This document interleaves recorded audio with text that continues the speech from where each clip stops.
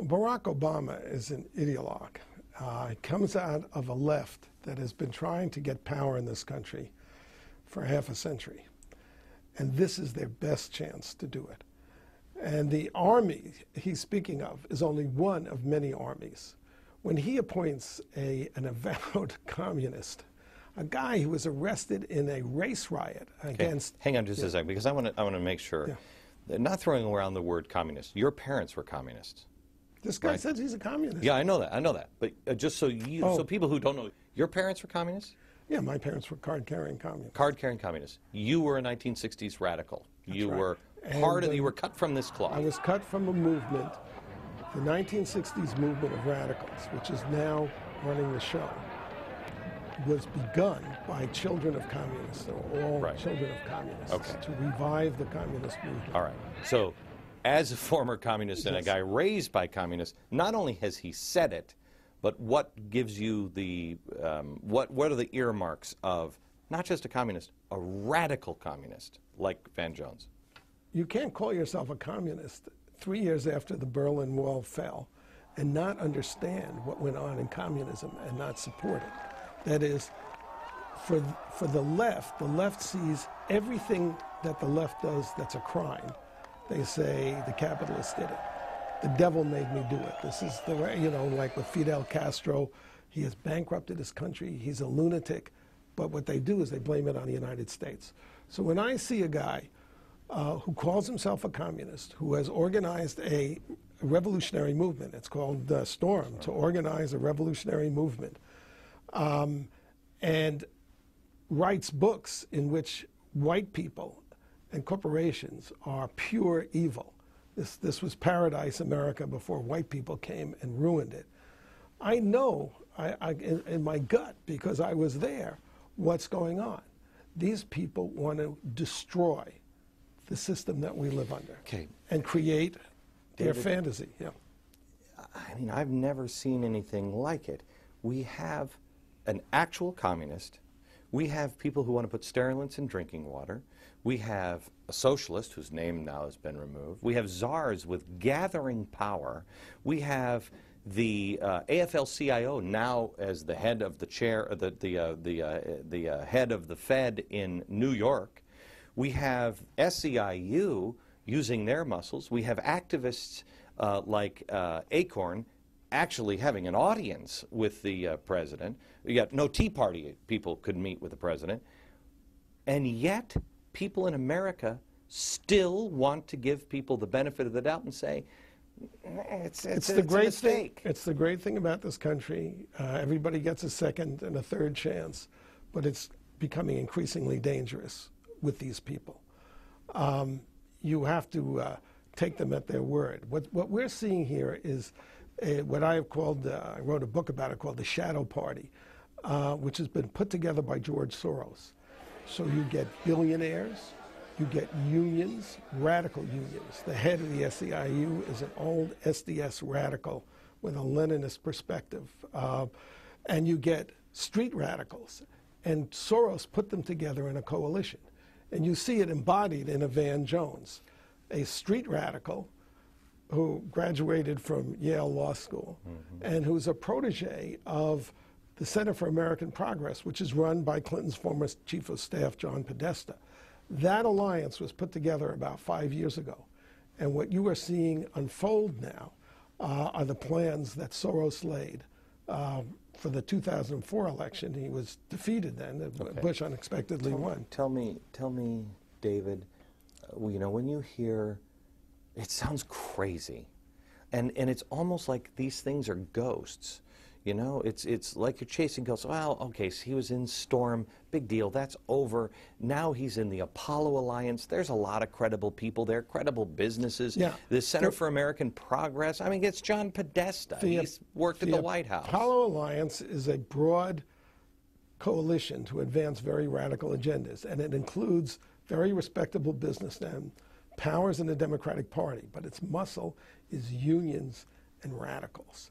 And it was created out of Rob Borisov Center for the American Future. Borisage is an old SDS radical. When you become disillusioned with the left and you see its destructive agendas and you see the way it supports America's enemies abroad and you see the way it doesn't really advance the interests of poor people or black people in America, when you become disillusioned, you turn and because you're a very political person, you want to tell other people.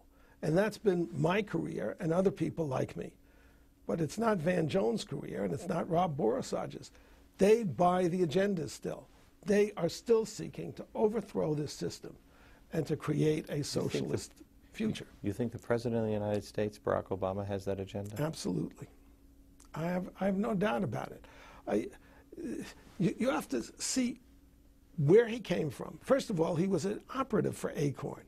He's out of the Alinsky School. He worked for the Gamaliel Foundation. He'd say that's politics of the past. That's nonsense. People don't change overnight. Who changes overnight? He said, well... besides Arianna Huffington. I mean, this is not what people do. I mean, you know, people are committed. This is a moral thing for people. When you are a radical, you believe that you are in the army of the saints, a righteous person. And it's immoral. And if you know, I've just read actually Van Jones' book, The Green Economy, and you can see he defends himself against people who say he's selling out. That's the big thing you can't do. If you sell out, then you become vilified. I mean, I'm just totally vilified on the left.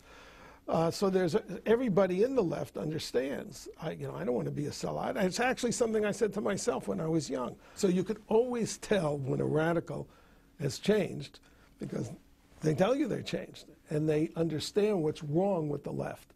And what's wrong with the left is its agendas, what it actually does, not what it says, but what it does. Do you think Barack Obama is the architect or the anointed one? I think Barack Obama is the anointed one. I think that these agendas are being driven by people like Soros and Rahm Emanuel. I think that Obama, this is what he wants. I mean, I made a mistake with Obama. I thought he was going to be smart like Clinton. And I thought he was going to understand that America is a country you have to govern from the center. And he would be to the left of center. But I didn't think he was going to empower Nancy Pelosi and Harry Reid to drive a steamroller over the country and bankrupt it. I said, I was at the Time 100, and I'm sitting there at Van Jones is there, sitting at this big table. And, you know, I'm the only one there with my philosophy. And I said, let me ask you this. Agree or disagree with the president? Forget about the policy.